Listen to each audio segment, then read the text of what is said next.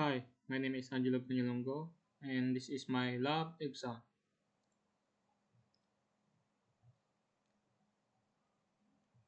Part 1.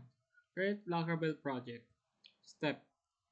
Gumawa ako ng bagong Laravel project gamit ang Composer. Composer create project Laravel and Laravel lab exam Laravel. Ang command na ito ay nag-install ng pinakabagong version ng Laravel at gumawa ng folder na pinangalanan ng Laravel exam Laravel. Pagtapos ng cd Laravel exam Laravel ako at pinatakbo ang PHP artisan serve. Ito po ang ganito po siya mag-run. Serve. Enter.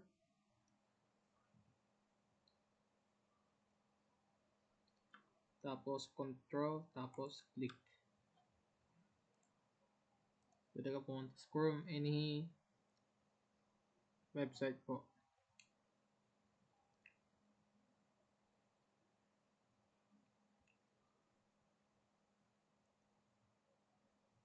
Ito po ang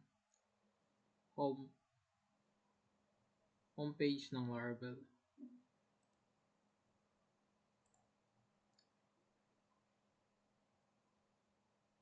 Sa part 2, database connection. Step 1, gumawa ako ng bagong database sa PHP admin na LabExamDB.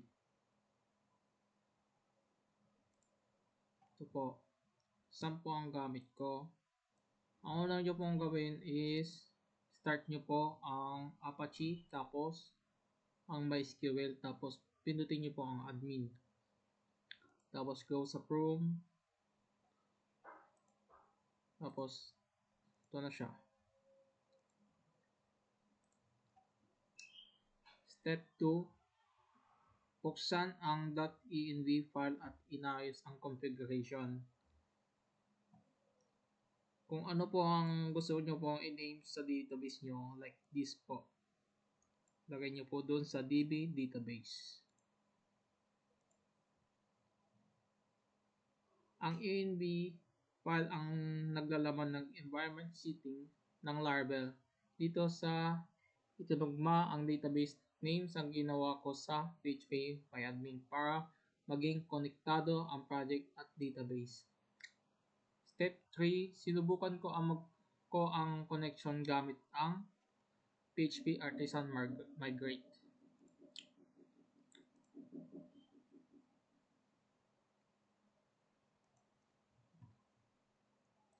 Tapos ito siya lahat.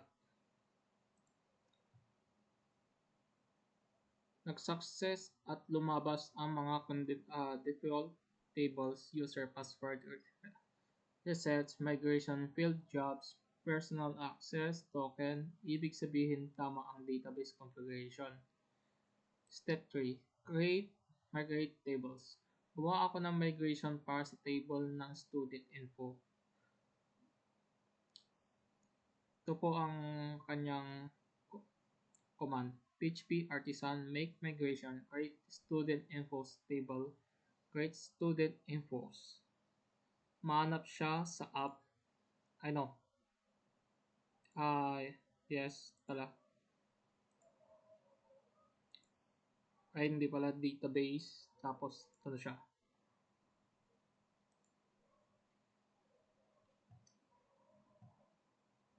Binuksan ko ang migration file at nilagay ko ang columns na kailangan. Ito po siya.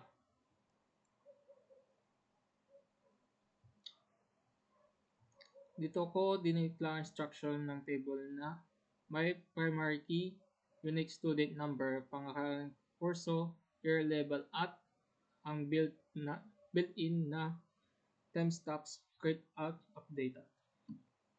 Pagkatapos nag-run ako ng PHP Artisan Migrate para may lagay sa database ko ang student infos.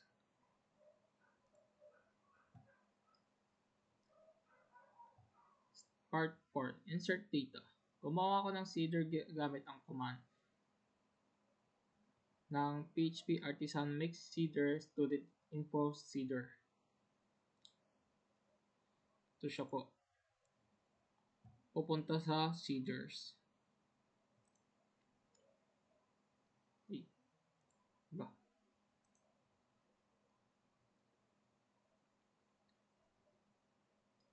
Tapos, maglalagay ka ng table student infos. Insert.